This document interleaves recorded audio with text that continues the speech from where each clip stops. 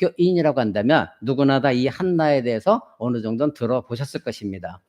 더군다나 오늘날 이제 5월달 되면 어버이 주일도 있습니다. 근데 여러분들이 알다시피 어버이날은 점점점 상업화가 되어져 가고 있죠. 그래서 어버이날은 부모를 사랑하는 사람들에게 기념되어지는 것이 아니라 돈을 사랑하는 사람들에 의해서 기념되어지는 것이 어린이날, 어버이날입니다. 오늘날 모성은 모두가 다 황폐화되어져 가고 있는 것이 사실이죠. 그래서 결혼은 특히 대한민국에서는 조롱의 대상이 되고 있습니다. 자녀를 안 낳는 것이 당연한 것으로 알고 있고 자녀를 안 낳는 것이 큰 자기 자신의 어떤 현대를 사랑하는 여성인 양 착각하는 사람들도 많이 있습니다. 그래서 자녀를 또한 낳아도 부모의 책임을 회피하는 시기고 또 많은 사람들이 낙태를 시행하고 있습니다. 그래서 대량으로 많은 아이들이 죽어가고 있는 것이 사실이죠.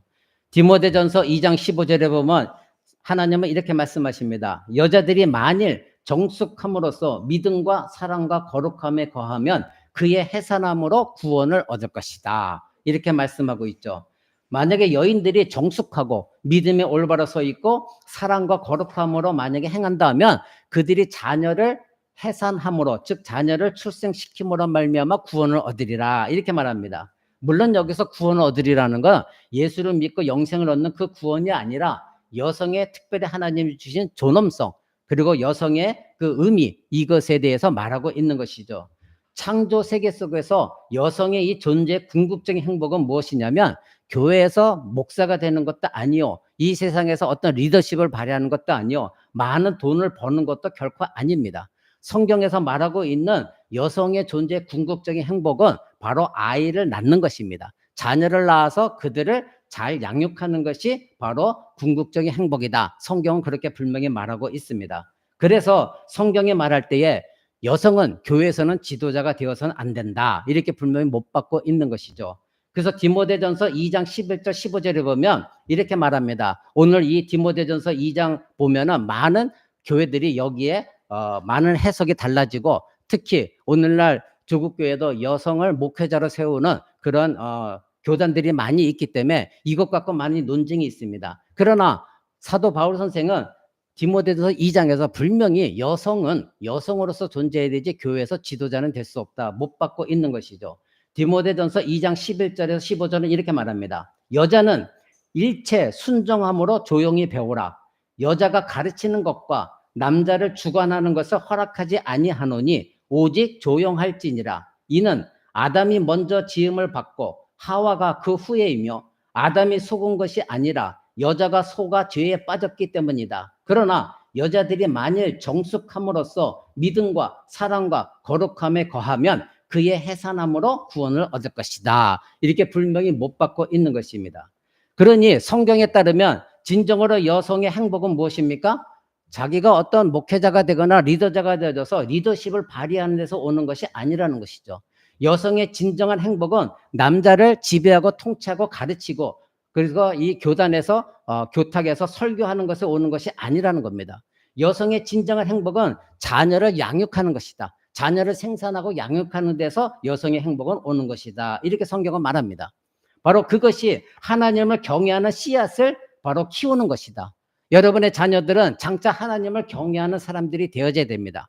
그러니 하나님을 경외하는 자녀들 즉 씨앗을 키우는 것이 여성이다. 이렇게 그래서 그 여성들이 자녀를 키우므로 그 자녀들이 사회에 나갔을 때 이 사회에 하나님의 올바른 영향력을 발휘함으로 하나님 나라를 확장하는 데 기여하는 그것에 여성이 사용되는 것이다. 이렇게 말하고 있습니다.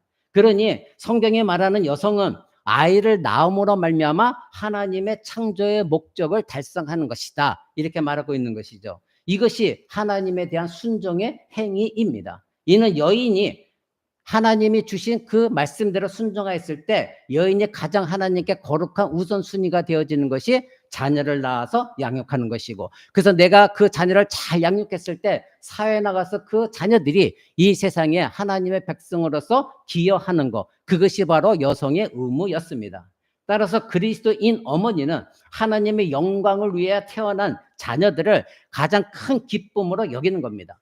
그래서 여성들이 자기 자신의 어떤 요즘 세상은 자기 자신의 목적, 자기 자신의 무언가를 이루는 것 이것에 초점이 맞춰져 있으나 성경은 그것이 아니라 바로 하나님의 영광을 위해 태어날 자녀들, 그들을 잘 양육해서 하나님께 쓰임받고 이 세상에 변화되어지는 것에 기여하는 것, 그것이 가장 큰 여성들의 큰 덕목이었다, 그렇게 성경은 말하는 것입니다. 성경은 경건한 어머니를 모델로 오늘 한나라는 특별한 여성에게 관심을 갖고 있습니다. 한나는 오늘 본문에 보면 자녀가 없는 여인으로 소개되어지고 있죠. 그런데 이 한나라는 여인은 나중에 위대한 지도자 사무엘의 어머니가 되어집니다. 이 사무엘상 1장, 오늘 읽었던 사무엘서 1장 시대는 이스라엘의 사사 시대입니다.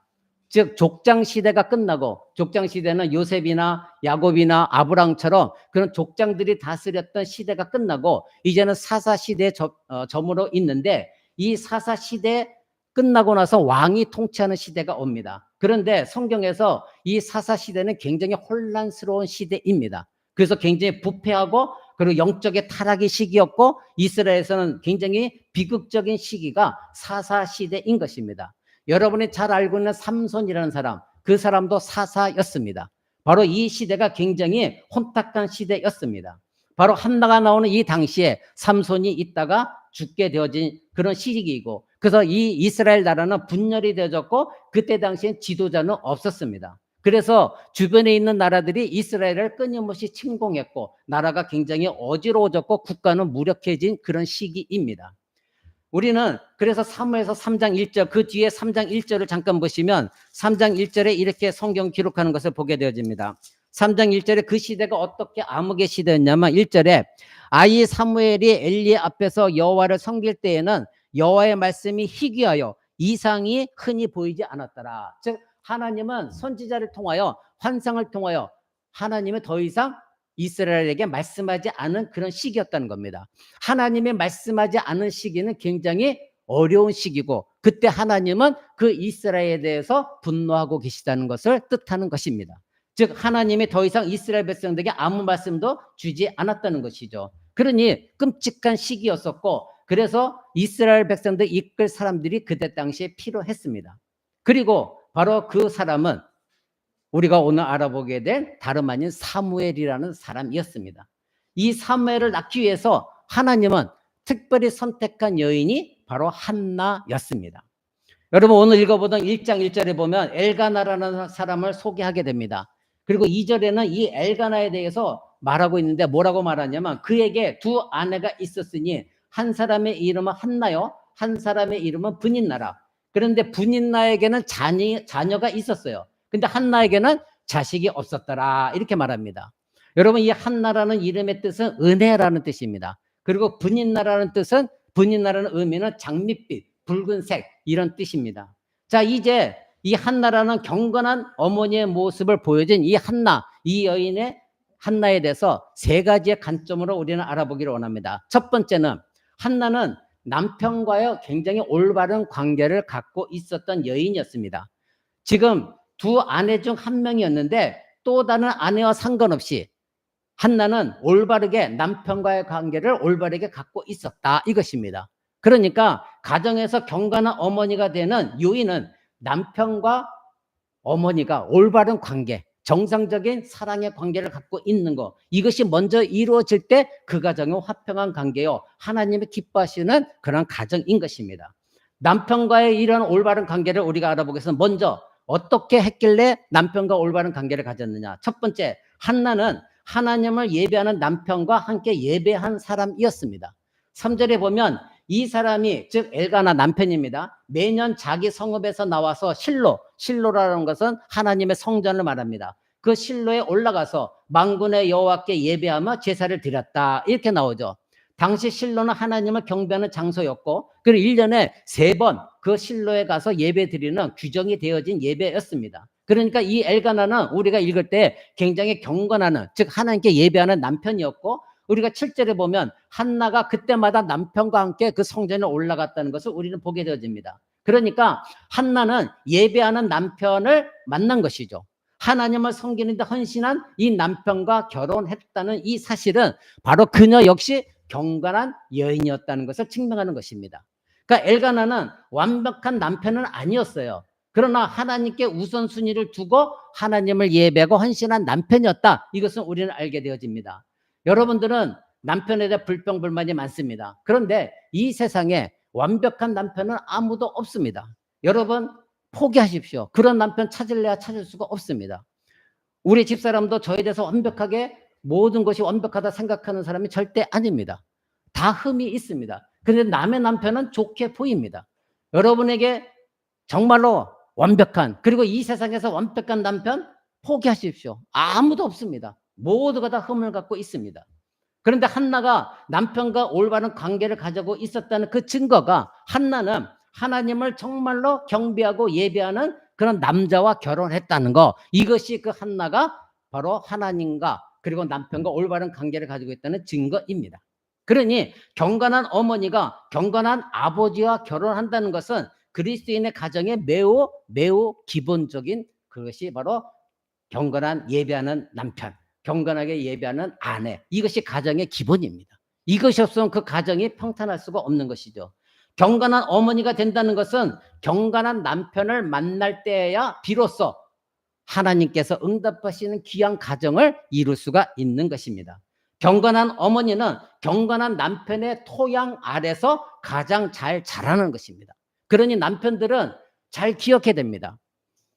내가 올바른 예배자가 되어졌을 때 내 아내가 하나님 앞에 경건한 어머니가 될 수 있고 경건한 자녀가 될 수 있고 내 자식 앞에서는 경건한 어머니가 될 수 있다는 거. 그런데 자기는 하나님 앞에서 경건하지 못하고 자기 자신이 내 아내가 경건한 어머니로서 세워나갈 수 있도록 내가 토양이 되어지지 못하면서 아내에게 이렇다 저렇다 말할 수가 없는 것이죠. 성경은 분명하게 신자는 믿는 사람과 결혼해야 된다, 분명히 이렇게 말하고 있습니다. 이는 절대적으로 신성한 원칙입니다. 그래서 모든 가정은 여기서부터 시작되어져야 되는 겁니다. 그래서 우리는 구약 성경에서도 신명기 7장에 보면 하나님은 가나안 땅에 들어갔을 때 이스라엘 백성들에게 굉장히 여러 번 말씀하십니다. 뭐라고 말씀하시면 네 딸들을 그의 아들들에게 주지 말라. 즉 다른 민족에게 절대 주지 말고 그의 딸을 네 아들에게서 취하게도 하지 말아라. 즉 이것은 무엇이냐면 믿지 않는 이방 민족, 그때 당시에 우상을 섬기는 자들과 너의 자녀들, 너희들은 하나님의 백성들인데, 언약 백성들인데 그들과 믿지 않는 자들과는 절대 혼인시키지 말아라. 이렇게 하나님은 여러 번 반복해서 말씀하십니다. 또 이미 여호수아가 이스라엘 백성들을 이끌고 가나안 땅에 들어갔을 때도 또 말합니다. 여호수아 23장 11절 이렇게 말합니다. 너희는 그 민족과 가까이 하지 말고 더불어 혼인하지도 말고 서로 왕래하지도 말아라. 그들을 다 쫓아내어 버려라. 그리고 만약에 너희들이 그렇게 하지 말라, 그 이유가 뭐냐면 그들이 만약에 결혼하게 되면 그들이 너희의 울모가 될 것이다. 즉 너희들을 방해할 것이라는 거죠. 하나님은 섬기는데 방해가 될 것이고 덫이 되어질 것이고 너희 옆구리에 채찍이 될 것이다. 즉 너희를 계속해서 힘들게 할 거라는 겁니다. 그리고 너희 눈에 가시가 될 것이다. 그리고 마침내 너희 하나님 여호와께서 너희에게 주신 이 아름다운 땅 가나안 땅에서 너희가 멸망을 당할 것이다. 이렇게 말하고 있는 것을 보게 됩니다. 결국 이스라엘 백성들이 많은 사람들이 가나안 땅에 들어가서 다른 민족들과 통혼을 했습니다. 결국은 그들을 멸망을 당했습니다. 사랑하는 성도 여러분, 하나님 말씀은 결코 변하지 않습니다. 땅에 떨어지지 않습니다. 그래서 구약 성경에서도 에스라와 같은 선지자는 이렇게 말합니다. 에스라서 9장 12절에 너희 여자들을 그의 아들들에게 주지 말고 그들의 딸들을 너희 아들들을 위하여 데려오지 말아라. 즉 너희 딸들을 이방 민족들에게 절대 아내로 주지도 말고 너희 아들들도 역시 이방 민족의 여자들과 결혼하지 말게 하라. 즉 믿지 않는 자들과는 결코 결혼하지 말라, 이렇게 말하고 있습니다. 여러분 고린도전서 7장 39절에 보면 이렇게 말합니다. 아내는 그 남편이 살아있는 동안에 매여 있다가 남편이 죽으면 자유로워 자기 뜻대로 시집갈 수 있으나 주 안에서만 하라, 이렇게 말합니다. 이 말은 무엇이냐면 어떤 사람이 살다가 함께 예수 그리스도 하나님을 섬기는 사람과 살았는데 남편이 일찍 죽었어요. 근데 남편이 죽었을 때는 재혼할 수가 있습니다. 그런데 남편이 살아있을 때, 즉 같은 예수 그리스도를 믿는 사람과는 절대 이혼을 할 수가 없습니다. 그래서 성경이 말할 때 그 남편이 죽었다, 그렇다면 자유함을 얻었기 때문에 다시 재혼할 수 있다. 그런데 그 재혼의 조건이 뭐냐면 주 안에서만 하라. 이게 무엇입니까? 반드시 또 하나님을 믿는 사람과만 재혼이 가능하다는 겁니다. 이렇게 성경은 철저하게 통혼, 즉 이방인과 믿지 않는 사람과 결혼하지 못하게 말했습니다. 왜 그러냐면 그래야만 여러분들이 에베소서 강해 들었듯이 에베소서 6장 4절에 이렇게 말합니다. 아비들아 너희 자녀를 노엽게 하지 말고 오직 주의 교훈과 훈계로 양육하라. 즉 부모가 아내가 됐든 남편이 됐든 자녀들을 하나님의 말씀으로 훈계하고 양육하고 노엽게 하지 않으려면 두 부모가 자녀들 앞에서 믿음의 뒷모습을 보여줘야 되는 것이고 자기들이 하나님 말씀대로 살고 있다는 것을 가르쳐야 되는 것이기 때문에 그래서 그렇다면 자녀들은 절대 부모가 가르치는 것에 노여워하지 않기 때문에 그래서 하나님께서는 절대적으로 두 아내나 남편이나 다 믿음의 사람이어야 된다 이렇게 말씀하고 있는 것입니다. 사랑하는 성도 여러분, 한나에게는 그래서 이렇게 경건한 믿음의 남편이 있었습니다. 자, 그러면 어떤 사람은 이렇게 말할 것입니다. 지금 여기 앉아있는 여러분처럼 저는 결혼 후에 예수 그리스도를 만났습니다. 그리고 결혼할 때도 안 믿는 남편을 만났습니다. 그러면 지금 믿지 않는 남편과는 어떻게 해야 되나요? 이혼해야 됩니까? 아닙니다. 그런 사람이 있어 더욱더 남편을 위해서 기도하라. 고린도전서 7장 13절 14절은 이렇게 말합니다. 여러분 기억했다 가정에 들어가서도 읽으시기 바랍니다. 고린도전서 7장 13절 14절 제가 읽어드립니다. 어떤 여자에게 믿지 아니하는 남편이 있어 아내와 함께 살기를 좋아하거든 그 남편을 버리지 말라. 믿지 아니하는 남편이 아내로 말미암아 거룩하게 되고 믿지 아니하는 아내가 남편으로 말미암아 거룩하게 되나니 그렇지 아니하면 너희 자녀도 깨끗하지 못하니라. 그러나 이제 거룩하니라. 아멘. 굉장히 중요한 말씀하고 있습니다. 그래 네가 믿지 않는 남편을 만났다고? 그렇다면 이제부터는 기도해라. 믿지 않는 너의 남편이 너의 기도 때문에 그 남편이 거룩해질지 누가 아느냐? 믿지 않는 아내가 너의 기도로 말미암아 하나님께서 거룩하게 하실지 누가 아느냐? 그렇게 해야만이 자녀가 너희 앞에서 너희처럼 깨끗하게 되는 것이다. 즉 자녀의 목적이 있습니다. 부부가 같은 믿음을 가져야 되는 이유가 자녀가 거룩하고 깨끗해지려면 아내와 남편이 다 하나님을 섬기는 가정 속에서 말씀으로 훈육하고 양육해야만 자녀도 깨끗해진다 이겁니다. 제가 지난 시간에 우리 캐나다의 반석 형제가 왔을 때 돌잔치 때 그렇게 제가 권면을 드렸습니다. 말씀을 드렸죠. 여러분의 자녀는 누구 탓할 것도 없습니다. 바로 엄마 아빠의 뒷모습을 보고 자라는 것이 자녀들이다. 분명히 여러분에게 굉장히 여러 번 말씀드렸습니다. 그러게 내 아이는 안 그런데 저 사람 때문에 학교 가서 누구 때문에 환경 때문에 절대 그렇지 않아요. 나의 모습이고 아빠의 모습이에요. 지금 나의 자녀가 말하고 행동하고 모든 것들은 부모의 모습을 보고 자란 것이지 다른 이유가 결코 아닙니다. 그런 여러분들이 부모가 자녀들을 하나님의 말씀으로 올바로 훈육하고 양육하고 하나님을 두려워하는 백성으로 살고 그것을 가르치고 있다면 여러분의 자녀들은 하나님 앞에 깨끗한 자녀로 설 수 있다. 성경은 분명히 그렇게 말하고 있습니다. 사랑하는 성도 여러분, 그러기에 여러분들은 남편을 위해서 더욱더 기도하셔야 됩니다. 불평불만하지 마시고 불쌍히 여기시고 그 남편들이 나와 함께 하나님 앞에서 예비하고 우리의 자녀들을 함께 양육할 수 있도록 하나님 놀라운 일들을 일으켜달라고 여러분 기도하셔야 됩니다. 이제 사무엘상 1장 3절을 보십시오. 이 사람이 매년 자기 성읍에서 나와서 실로에 올라가서 만군의 여호와께 예배하며 제사를 드렸는데 엘리의 두 아들 흠니와 비느하스가 여호와의 제사장으로 거기 있었더라. 자, 남편 엘가다가 이제 하나님 집에 올라갔을 때 아내 한나도 당연히 예배하러 올라갔습니다. 여기 있는 남성들은 잊지 마시기 바랍니다. 아내가 경건한 어머니가 되기를 원한다고 한다면 경건한 어머니가 가장 잘 자랄 수 있는 토양은 누가 만들어주냐면 경건한 남성이 만들어주는 겁니다.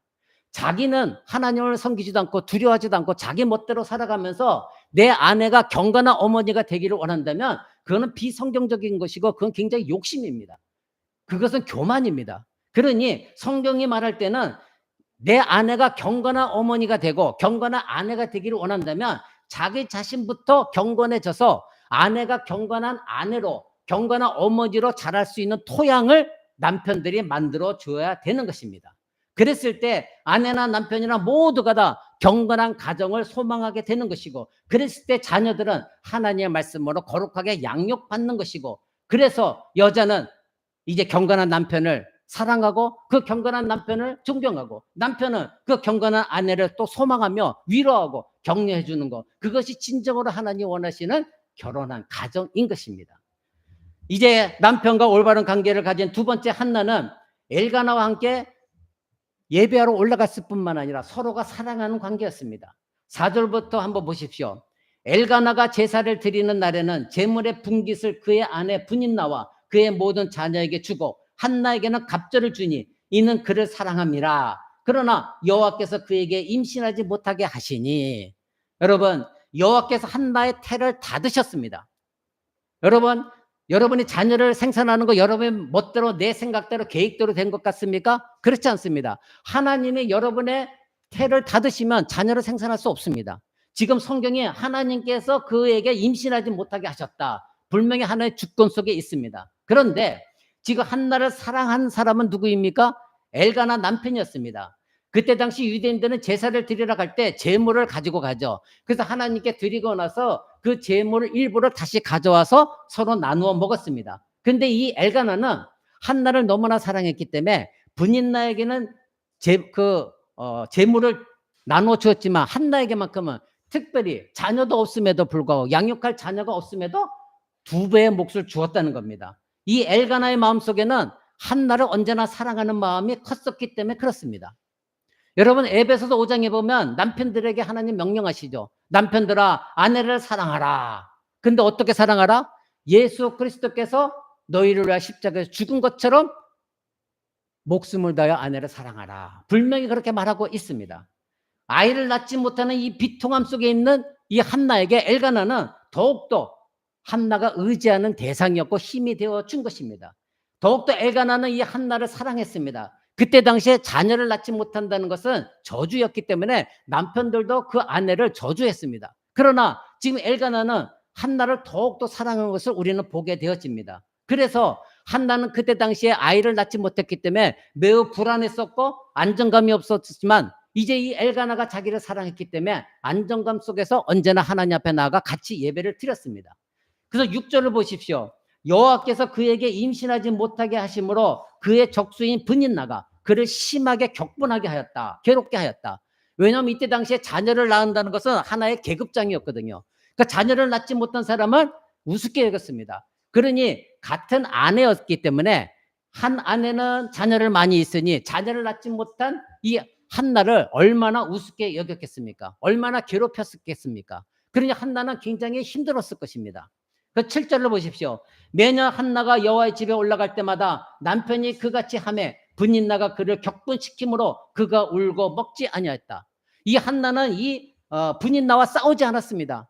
네가 어떻게 같은 처지인데 나한테 이럴 수 있느냐? 같은 여자 입장인데 이럴 수 있나? 싸우지 아니하고 거기 대꾸도 하지 않냐고 자기를 그렇게 괴롭혀도 그냥 울고 금식하고 있었다. 이렇게 말하고 있습니다.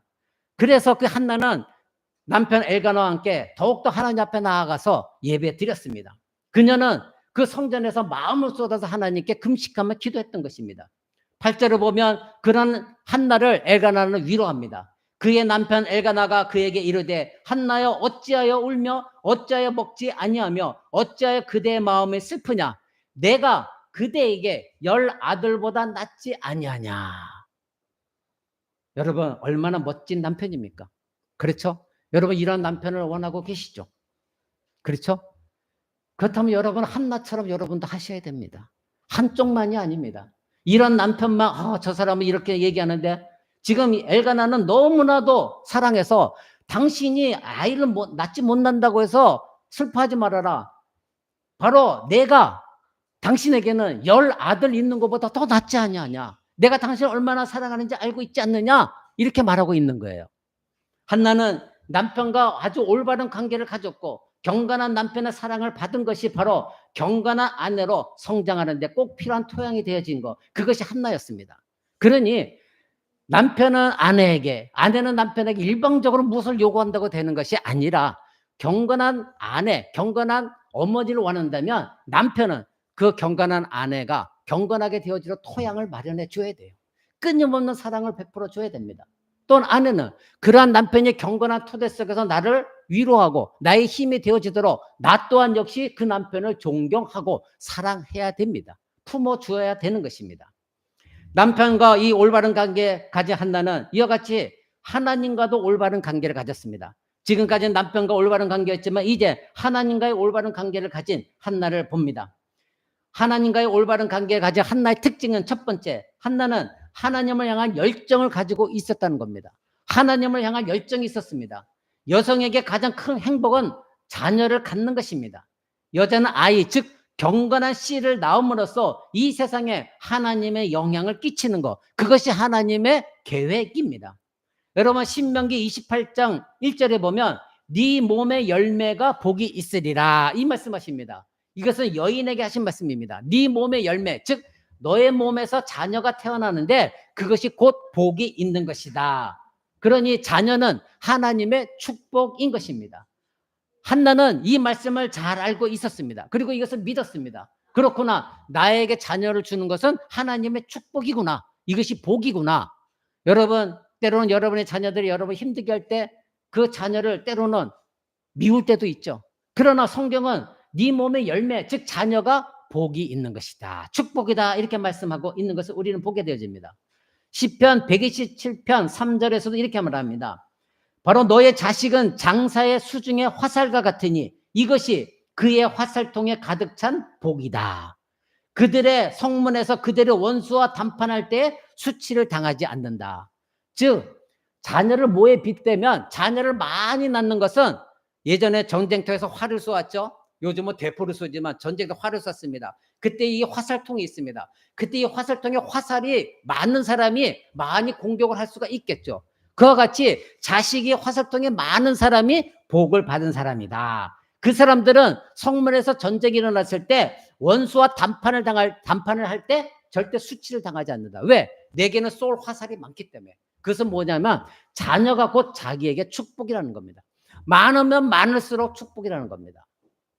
사랑하는 성도 여러분, 오늘날 대한민국에는 결혼해도 자녀를 낳을 생각이 전혀 없고 낳아도 하나만 낳고 있죠. 저도 할 말은 없습니다.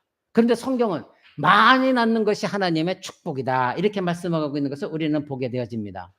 그래서 시편 128편 3절에는 또 이렇게 말합니다. 네 아내는 네 집의 곁에 결실한 포도나무 같을 것이요 네 자녀는 네 식탁 주위의 감람나무 같다. 얼마나 복된 말입니까? 여러분, 여러분의 아내는 포도나무와 같답니다. 여러분의 자녀는 여러분의 식탁 위에 있는 감람나무와 같다는 것입니다. 그래서 이어서 하는 말씀이 보라, 여호와를 경외하는 자는 이와 같이 복을 받을 것이다. 하나님을 경외하는 사람, 하나님을 두려워하고 사랑하는 사람, 이와 같이 자녀의 축복을 통해서 복을 얻을 것이다, 이렇게 하나님을 말씀하고 있습니다. 그래서 한나는 1장 10절 11절에 이렇게 말합니다. 한나가 마음이 괴로워서 여호와께 기도하고 통곡하며 서원하여 이르되 만군의 여호와여, 만일 주의 여종의 고통을 돌보시고 나를 기억하사 주의 여종을 잊지 아니하시고 주의 여종에게 아들을 주시면 내가 그의 평생에 그를 여호와께 드리고 삭도를 그의 머리에 대지 아니하겠나이다. 아멘. 이렇게 기도합니다. 한나는 이기적인 기도를 하지 않았습니다. 한나는 지금 기도할 때 자신의 세상적인 욕망을 성취하기 위해서 기도하지 않았습니다. 하나님의 사랑과 축복의 표시로서, 그리고 여성에 대한 하나님의 가장 큰 소명, 그것을 이루기 위해서 아이를 원했습니다. 자녀만을 원했습니다. 이것은 모든 경건한 어머니의 기본적인 기도가 되어져야 되는 것입니다. 경건한 어머니는 결코 자신의 자녀를 후회하지도 않습니다. 자신의 자녀를 원망하지도 않습니다. 자신의 자녀를 미워하지도 않습니다. 왜냐하면 자신의 자녀를 하나님의 선물로 봤기 때문에, 자녀를 하나님의 축복으로 봤기 때문에, 자녀를 자기가 여성이 되기 위한 창조의 목적이 성취된 것으로 봤기 때문에 바로 이 어머니가 된다는 것은 하나님 축복이었다, 이것을 알고 있기 때문에 경건한 어머니가 되기를 원했던 것입니다. 이러한 경건한 어머니는 자녀를 갖는 것이 다음 세대의 경건에 기여하는 길이다. 다음 세대 내 자녀가, 내가 경건한 어머니로서 경건하게 자녀를 양육하고 가르친다고 한다면, 그들을 위해서 기도한다면 이 자녀는 세상에 나가서 다음 세대, 세상이 경건해지는데 반드시 기여하게 될 것이다. 이것을 믿고 있었던 어머니였던 것입니다. 그래서 한나는 하나님을 향하여 무엇보다도 열정을 갖고 있었습니다. 하나님과 그래서 올바른 관계를 가졌던 한나입니다. 두 번째로는 한나의 경건함은 기도에서 우리는 알 수가 있습니다. 9절에서 10절 한번 보십시오. 그들이 실로에서 먹고 마신 후에 한나가 일어나니 그때 제사장 엘리는 여호와의 전 문설줄 곁에 의자에 앉아 있더라. 한나가 마음이 괴로워서 여호와께 기도하고 통곡하였다. 이렇게 나오고 있죠. 자, 여기서 우리는 그녀의 한나의 경건한 슬픔의 또 다른 모습을 보게 되어집니다. 그녀는 기도했습니다. 근데 한나의 첫 번째 반응은 하나님께 나가는 것이었어요. 불평불만하지 않았어요. 남편에게 불평불만하지 않았어요. 하나님께 나아갔습니다. 그녀는 하나님만이 자녀를 자신에게 선물로 주시는 분이라는 것, 이것은 우연이 아니라 하나님의 선물이라는 것, 이것을 분명히 알고 있었기 때문에 하나님의 하늘의 유산을 나에게 주시는 것이다 분명히 이해하고 있었기 때문에 하나님 앞에 나아갔습니다. 여러분, 하나님이 여러분에게 주신 자녀는 하나님이 주권 속에서 여러분에게 자녀에게 주신 거예요. 하나님의 선물이에요. 그러니 오늘날 낙태가 성행하고 있는 이 시대에 낙태는 얼마나 끔찍한 일입니까? 하나님이 주권적으로 주신 생명을 인간이 결정해서 낙태시키는 것, 이것은 엄청난 큰 죄입니다. 하나님이 주신 선물입니다. 그러니 생명을 주고 생명을 빼앗는 것은 누구밖에 할 수 없느냐? 하나님의 주권입니다. 하나님만이 하실 수가 있는 것입니다. 한나는 하나님, 나에게 자녀를 주시는 분은 하나님밖에 없습니다. 이것을 울며 오랫동안 기도했습니다. 그녀는 자신의 마음을 온전히 하나님께 맡겼습니다. 이것은 오직 하나님만이 할 수 있는 일이십니다. 여러분, 누가복음 1장에 나오는 사가랴와 이 엘리사벳, 그들도 나이가 오래도록 80이 넘도록 자녀가 없었어요. 근데 그들은 하나님께 간구하고 기도했습니다. 그때 하나님이 그 늙은 두 사람에게 자녀를 주셨죠. 그 자녀가 누구였습니까? 세례 요한이었습니다. 예수님에게 세례를 주었던 마지막 선지자 세례 요한이었습니다. 자녀는 그러기에 하나님의 선물인 것입니다. 자녀를 주신 하나님께 여러분 감사하십시오. 그리고 그 자녀를 위해서 눈물 뿌려 기도하십시오. 그 자녀를 하나님의 축복의 선물로 여기고 귀하게 여기시기 바랍니다. 바로 하나님은 모태에서부터 여러분의 자녀를 지으셨습니다. 여러분도 마찬가지로 여러분의 어머니 뱃속에서부터 하나님이 직접 조성하셨습니다. 그래서 시편 139편 13절은 이렇게 말합니다. 주께서 내 내장을 지으시며 나의 모태에서 나를 만드셨나이다. 분명히 이렇게 말하고 있습니다.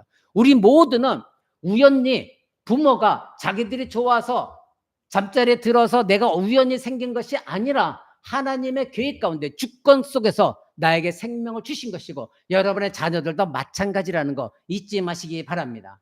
사랑하는 성도 여러분, 인간이 조작한 일도 아닙니다. 인간이 만들어낸 일도 아닙니다. 그래서 한나는 하나님을 찾았던 것입니다. 열정적으로 하나님만이 나에게 자녀를 줄 수 있습니다. 이게 간절히 하나님께 매달렸던 것입니다. 세 번째로 하나님은 하나님께 서원 기도를 올려드렸습니다. 11절 보십시오. 서원하여 이르되 만군의 여호와여, 만일 주의 여종의 고통을 돌보시고 나를 기억하사 주의 여종을 잊지 아니하시고 주의 여종에게 아들을 주시면 내가 그의 평생에 그를 여호와께 드리고 삭도를 그의 머리에 대지 아니하겠습니다. 지금 한나는 아이를 주신다면 나실인으로 하나님께 바치겠다는 겁니다. 나실인은 무엇입니까? 온전히 하나님께 바쳐진 사람입니다. 그러니 그 나실인은 술도 먹을 수가 없고 머리도 잘라서는 안 되는 것이고 자기 외모에 신경 써서도 안 되는 것이고 자기의 모든 것이 하나님께 집중되어야 됩니다. 세상 사람들은, 아니 하나님을 섬기는 사람들이라도 유대인들은 축제가 있으면 나가서 즐기기도 합니다. 그러나 이 나실인은 절대 그 세상에 나가서 세상 사람들과 참여할 수도 없습니다. 완전히 세상과 구별되어져서 하나님께만 전적으로 바쳐진, 하나님께만 전적으로 헌신하는 사람, 그가 바로 나실인입니다. 그런데 지금 한나가 자기의 자녀를 그런 나실인으로 하나님께 드리겠다 이렇게 서원하고 있는 것을 보게 되집니다.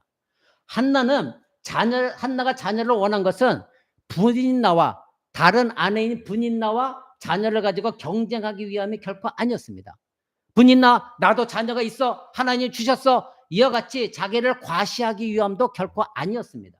단지 하나님께 드리겠다는 마음으로 하나님께 자녀를 원했던 것입니다. 이때 서원의 기도는 남편의 동의가 반드시 있어야만 됐습니다. 그러니 이 한나가 이 하나님께 내가 자녀를 주시면 내게 자녀를 주시면 나시린으로 하나님께 드리겠습니다. 서운했고 실제로 그렇게 이루어졌거든요. 그러면 남편이 엘가나도 거기에 동의했던 것이죠. 그러니 여러분 생각해 보십시오. 이 두 부부는 하나님 앞에 얼마나 경건한 부부였는가. 우리는 이것을 볼 수가 있는 것입니다. 그래서 한나는 나중에 이 아들을 얻은 다음에 아들을 하나님께 온전히 드렸습니다. 하나님이 주신 자녀는 누구의 소유입니까? 하나님의 소유입니다. 사랑하는 성도 여러분, 여러분 때로는 나의 자녀가 나의 소유라 착각하는 경우가 너무나 많아요.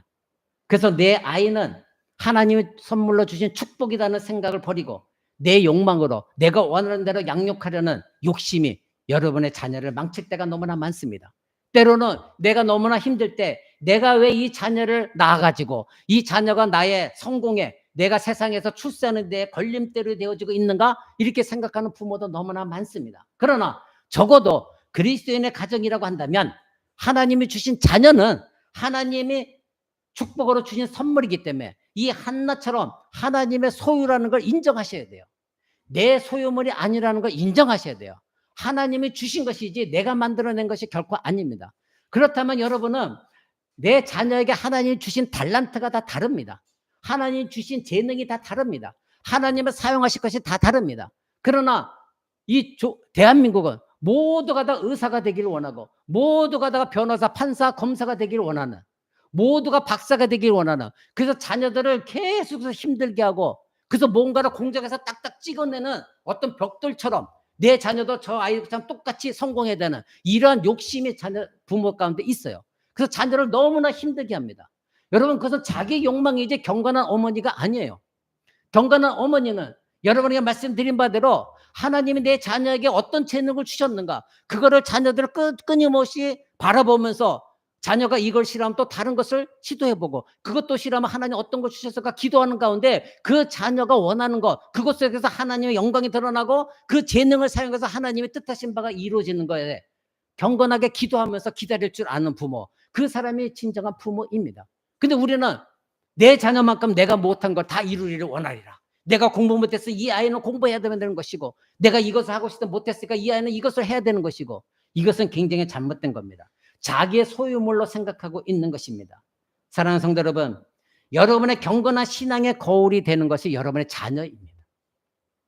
여러분의 경건한 신앙의 모습은 바로 거울이 되는 것이 여러분의 경건한 자녀들 씨앗입니다. 그러니 여러분의 자녀를 보면 내가 이런 존재였구나 그것을 알으셔야 돼요. 남 핑계 대지 마세요. 자녀 핑계 대지 마세요. 나는 그렇지 않은데 저녀가 이 모양이에요. 나는 잘 키웠는데 저 남편 때문에 이 모양이에요. 이런 말씀 하지 마시기 바랍니다. 나의 모습 그대로 거울입니다. 사랑하는 성도 여러분, 자녀를 자신의 삶의 걸림돌로 생각하지 마시기 바랍니다. 오늘날 여성이 대통령이 되는 시대입니다. 국회의원이 되고 기업의 대표가 되는 시대입니다. 그리고 교회에서는 목회자로 설 수 있는 시대에 있습니다. 그러나 성경적인 경건한 어머니는 하나님이 주신 선물인 이 자녀를 경건한 자녀로 키울 때에 세상이 다른 방법으로는 결코 할 수 없었던 일들 그것으로 통해서 사회에 기여하는 것 그것이 하나님의 계획이라는 거 잊지 마시기 바랍니다. 한나는 자녀를 주시면 하나님께 바치겠습니다. 이렇게 기도했습니다. 네 번째로 이 한나가 하나님과 올바른 관계를 가졌던 것은 정결한 삶을 살았습니다. 12절 14절을 보십시오. 그가 여호와 앞에 오래 기도하는 동안에 엘리가 그의 입을 주목한 즉 한나가 속으로 말하며 입술만 움직이고 음성은 들리지 아니하므로 엘리는 그가 취한 줄로 생각한지라. 엘리가 그에게 이르되 네가 언제까지 취하여 있겠느냐 포도주를 끊어라 이렇게 말합니다. 당시 이 엘리 제사장은 부패한 제사장이었습니다. 그러니 영적으로 이 한나가 어떤 기도하고 있는지를 알지 못했겠죠. 그에 대한 대답이 15절에 나와 있습니다. 한나가 대답하여 이르되 내 주여 그렇지 않습니다. 나는 마음이 슬픈 여자입니다. 포도주나 독주를 마신 것이 아니요 여호와 앞에 내 심정을 통한 것뿐이오니 당신의 여정을 악한 여자로 여기지 마옵소서. 내가 지금까지 말한 것은 나의 원통함과 격분됨이 많았기 때문입니다. 즉 내 마음속에 원통한 것이 너무나 많습니다. 나는 너무나 슬프고 괴롭습니다. 그래서 내가 술 취해서 이렇게 중얼거리는 것이 아니라 내가 너무나 한탄스럽기 때문에 이 마음을 토설할 할 대상은 하나님밖에 없기 때문에 내가 지금 그것을 기도하고 있는 것이 이제 술 취한 것이 아닙니다. 나는 술을 먹어본 적이 없습니다. 그렇게 악한 여자로 생각하지 마십시오. 생각해 보십시오. 왜 악한 여자라고 표현했습니까? 술을 먹는 여자, 그래서 악한 여자라고 바로 여겨졌기 때문에, 성경에 그렇게 하나님이 술을 먹지 말라 하였기 때문에 이 한나는 그렇게 표현한 것입니다. 그때 17절 18절 보십시오. 엘리가 대답하여 이르되 평안히 가거라. 이스라엘 하나님이 네가 기도하여 구한 것을 허락하시기를 원하노라 하니 이르되 당신의 여종이 당신께 은혜 있기를 원하나이다 하고 가서 먹고 얼굴에 다시는 근심이 없었더라. 기도하고 난 뒤에는, 하나님께 토설하고 난 뒤에는 어떻게 했습니까? 하나님께 맡겨드렸습니다. 하나님을 믿었습니다. 그랬기 때문에 다시는 근심하는 얼굴이 없었습니다. 여러분은 어떻습니까? 기도했어요. 근데 여러분, 제가 언젠가 그랬죠. 기도하고 난 뒤에 또 안 해주면 어떡하시나, 또 이러면 어떡하나. 여러분 막 상상하죠? 그건 뭐예요? 하나님 믿지 않고 기도한 거예요. 여러분, 그런 기도가 응답하리라고 생각하는 것 자체가 문제 있는 건 아닙니까? 지금 한나를 보십시오. 얼굴에 다시는 근심한 빛이 없었더라. 하나님을 신뢰하고 믿었다는 겁니다. 지금 이 엘리는 한나의 몸부림친 열정 기도를 술에 취한 것으로 착각했습니다. 그런데 그 히브리어 보면 술 취했다 착각하는 건 굉장히 쓸모없다, 무익하다, 아무짝에 없는 쓸모없는 사람으로 착각했다는 것입니다. 그만큼 이 한나는 열정적으로 몸부림쳐가면서 하나님께 기도했어요. 자녀를 달라고.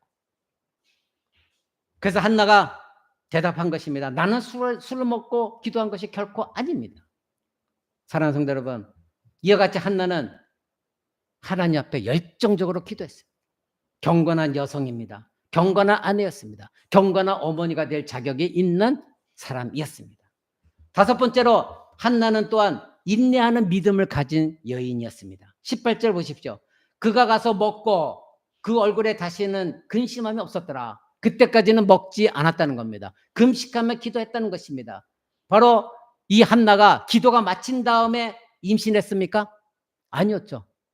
그러나 한나는 결코 얼굴에 근심의 빛이 없었다고 성경 말합니다. 그러니 자기가 기도했으니 어떻게 해요? 하나님께 맡겨드리고 기다렸습니다. 인내했습니다. 하나님의 자녀를 주실 때까지. 그랬기 때문에 그것을 믿었기 때문에 주신 자도 하나님이요 거두신 자도 하나님이시니 그 하나님을 믿고 근심하는 얼굴이 결코 없었다는 겁니다. 하나님은 이 경건한 여인 한나를 통해서 그래서 역사상 가장 위대한 인물 중에 하나인 사무엘을 낳게 하셨습니다. 사랑하는 성도 여러분, 19절 보십시오. 그들이 아침에 일찍 일어나 여호와 앞에 경배하고 돌아가서 라마에 있는 자기 집에 이르니라. 엘가나는 그의 아내 한나와 동침하였더라. 여호와께서 그를 생각한지라. 여호와께서 그를 생각한지라는 기도에 응답하시겠다는 겁니다. 그래서 한나는 사무엘을 얻었습니다. 20절 보십시오. 한나가 임신하고 때가 이름에 아들을 낳아 사무엘이라 이름하였으니 이는 내가 여호와께 그를 구하였다 함이로라. 사무엘은 기도에 대한 하나님의 응답이었습니다. 이 말씀을 다시 여러분이 해석하면 내가 여호와께 그에게 구하였으므로 그의 이름을 사무엘이라 부르니라. 여호와께서 들으시고 이렇게 대답하신지라. 즉 사무엘은 하나님께서 응답하신 아들이다. 이렇게 말하고 있는 것입니다. 이제 하나님과 올바른 관계를 가진 여섯 번째, 한나는 하나님을 찬양한 사람이었습니다. 2장 1절부터 우리가 오늘 읽지 않았지만 2장 1절부터 10절까지 제가 여러분에게 카톡으로 보내드렸습니다. 1장, 2장 다 읽어오십시오. 말씀을 드렸습니다. 여러분 읽으신 줄 믿습니다. 2장을 읽어오신 분들이라면 2장 1절부터 10절까지는 하나님을 찬양하는, 즉 자기 자신에게 기도 응답하여서 자녀를 주신 하나님을 찬양하는 그런 내용인 것입니다. 이와 같이 하나님께 이 한나는 찬양과 경배를 올려드렸습니다. 너무나 긴 내용이기 때문에 다 시간상 읽을 수가 없으니 여러분들 읽은 것으로 대체하겠습니다. 자, 이처럼 남편과의 올바른 관계, 하나님과의 올바른 관계를 가졌던 이 한나는 세 번째로 올바른 가정에 헌신한 사람이었습니다. 첫 번째로 그녀는 자녀에게 헌신했습니다. 자녀에게. 그녀는 아이가 젖을 뗄 때까지 아이와 함께 있기로 작정했습니다. 여러분, 자녀는 심리학자들이 말할 때 유아기 때의 사람의 90% 정도가 형성이 되어진다 말하고 있습니다. 그러니 유아기 때가 가장 중요한 시기입니다. 그래서 어머니는, 경건한 어머니는 유아기 때에 이 자녀들 올바로 하나님 말씀으로 양육하는 것, 그때의 사람으로서의 모든 인격이 90% 정도가 형성되어진다고 말합니다. 그래서 이 한나는 그 자녀에게 헌신했던 것입니다. 잠언 13장 1절에 보면 지혜로운 아들은 아비의 훈계를 들으나 거만한 자는 꾸지람을 즐겨 듣지 아니한다. 그러니까 유아기 때부터 자녀들을 말씀으로 훈육하고 잘 양육해야 되는 것입니다. 그리고 잠언 22장 6절에는 이렇게 말합니다. 마땅히 행할 길을 아이에게 가르치라. 그리하면 늙어도 그것을 떠나지 않을 것이다. 어릴 때에 자녀들을 양육한 것은 그 자녀가 늙어서도 기억하고 있다 이것입니다. 잠언 22장 15절에 보면 이렇게 말합니다. 아이의 마음에는 미련한 것이 얽혔으나 징계하는 채찍이 이를 멀리 쫓아내느니라. 징계를 하지 않으면 그 아이는 미련한 것이 그대로 남아있다는 겁니다. 징계받은 자는 반드시 지혜로운 자가 된다. 이렇게 성경은 말하고 있습니다. 만약에 자녀를 무방비한 상태로 내버려 두거나 자녀에게 징계와 교훈 없이 양육한다면 성경은 이것에 경고합니다. 잠언 29장 15절은 이렇게 말합니다. 채찍과 책망이 지혜를 주거늘 이무려하게 내버려 두면 그 자식은 그 어미를 욕되게 하느니라. 여러분, 무서운 말씀입니다. 자녀를 그저 오냐 오냐 좋다 좋다 이렇게 하는 것보다 채찍과 책망이 있다고 하면, 잘못이 있다고 하면 정확하게 책망하는, 그것은 그 자녀에게 지혜를 주는데 만약에 그대로 내버려 둔다면 그 자식은 그 어미를 욕되게 한다. 이렇게 분명히 성경은 말합니다. 오늘날 여러분의 자녀들은 상전입니다. 모두가 다 자기 자녀가 너무나 귀합니다. 그래서 버릇없는 자녀들이 너무나 많이 있습니다. 자녀로 양육하는 그 모든 것들이 어떻게 하면 이 자녀가 잘 될 것까, 그래서 내 소원을 풀어줄까 욕망에 들어가기 때문에 옹야옹야 그저 상전으로 키우는 것이 오늘날 어머니들입니다. 그래서 학교에 가면 선생님들도 너무나 힘들어요. 교권이 다 무너졌어요. 툭하면 부모들이 와서 교실 문 열고 선생님 멱살을 잡는데요. 왜 우리 자녀에게 이렇게 했느냐. 유치원도 마찬가지고, 오늘날 세대가 노인을 공경하는, 노인의 권위를 인정하는 세대도 아닙니다. 모두가 다 바로 잘못된 교육 때문에 그렇습니다. 그러나 성경이 우리에게 가르치는 것은 자녀를 너무나 귀하게만 양육한다면, 그래서 자기 사랑에 빠지게 만든다고 한다면 그 아이가 부모를 욕되게 한다는 것입니다. 반드시 부모가 욕을 당할 것이다. 이렇게 성경은 말합니다. 그러나 부모가 자녀와 함께 시간을 보내고 하나님의 방법으로 말씀을 가르치고 때로는 징계도 가하고 올바른 길로 인도하고, 그래서 하나님을 경외하게 만든다고 한다면, 그 자녀가 하나님께 영광을 돌리게 한다면 바로 하나님은 그 자녀를 통해 영광 받으시고 그 자녀에게 말씀을 통해 지혜를 주신다는 것입니다. 이것은 하나님의 약속입니다. 그래서 한나는 이 아이를 지극정성으로 하나님께 바치기 전까지는 이 아이를 가슴에 품고 양육하는 데 헌신을 했던 것입니다. 바로 이 올바른 가정은, 한나는 올바른 하나님과의 관계, 올바른 남편과의 관계, 그리고 올바른 가정 속에서 행위가 있었던 것입니다. 두 번째로는 한나는 사무엘을 끝까지 돌봤습니다. 여러분, 24절 28절을 한번 봅니다.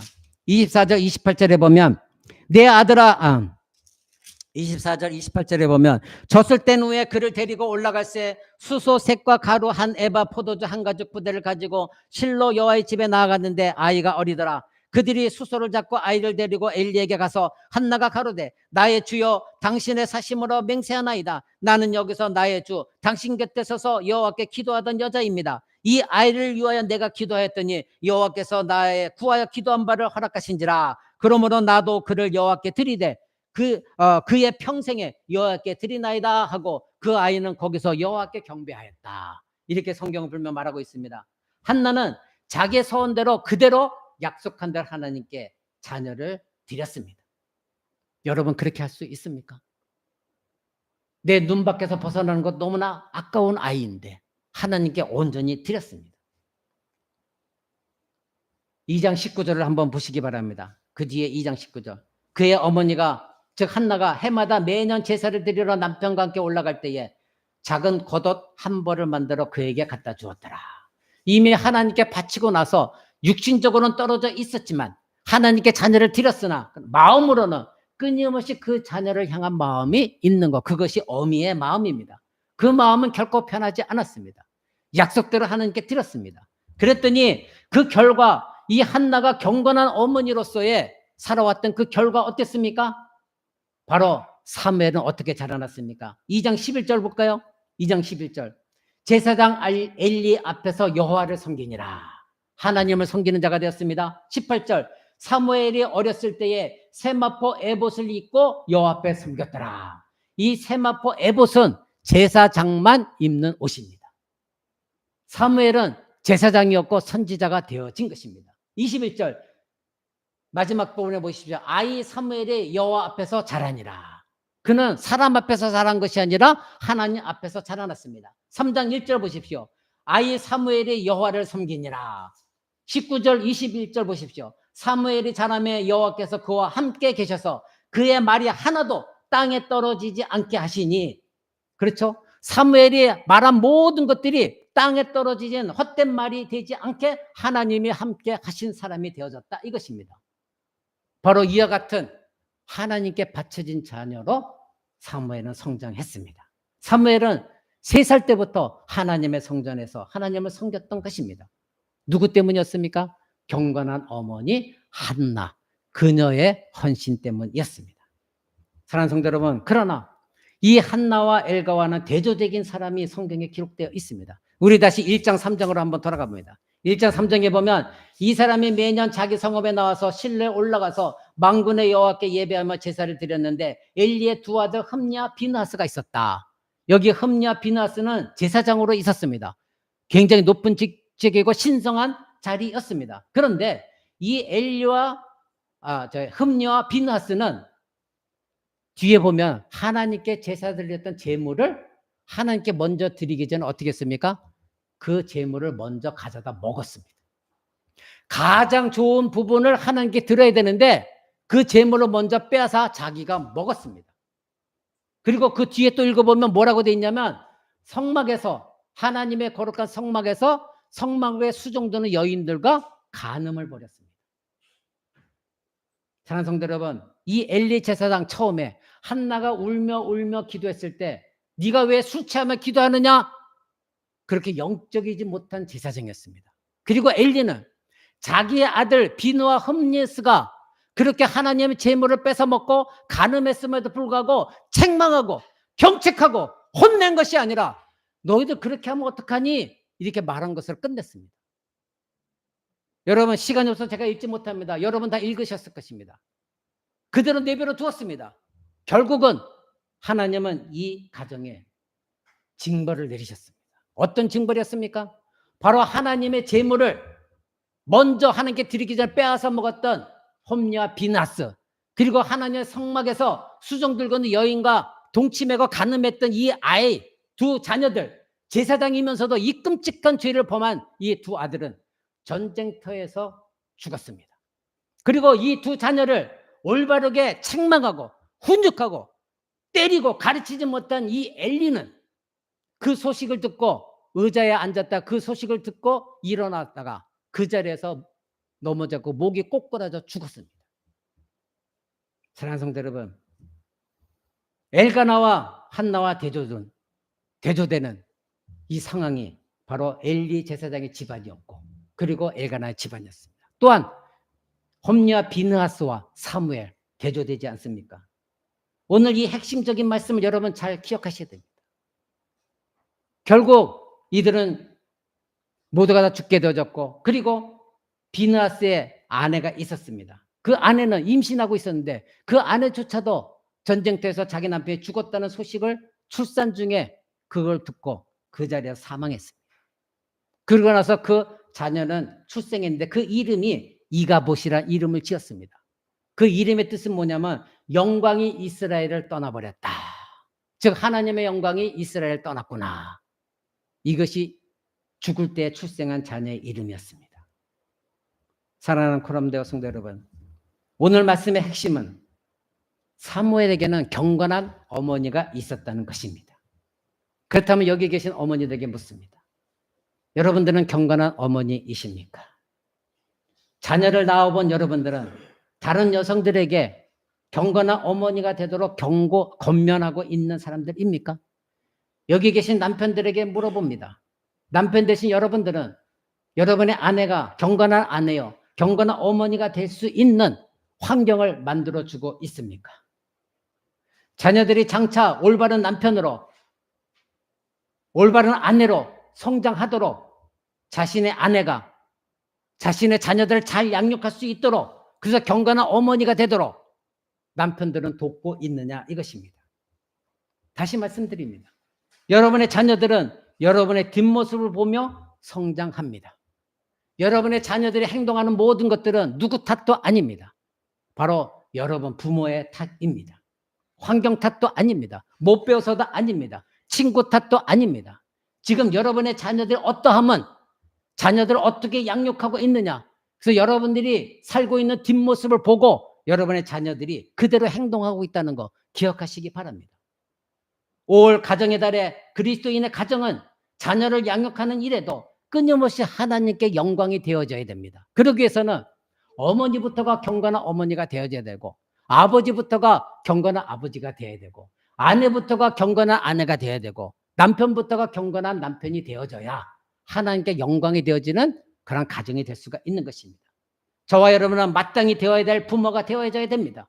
우리에게 주신 하나님의 축복의 선물을 나의 욕심대로 양육하지 마시고 그 자녀를 하나님의 영광 가운데 쓰임받게 하고자 하는 그런 마음으로 경건한 어머니로서, 경건한 아버지로서 자녀들에게 본이 되어지시는 여러분 되시기 바랍니다.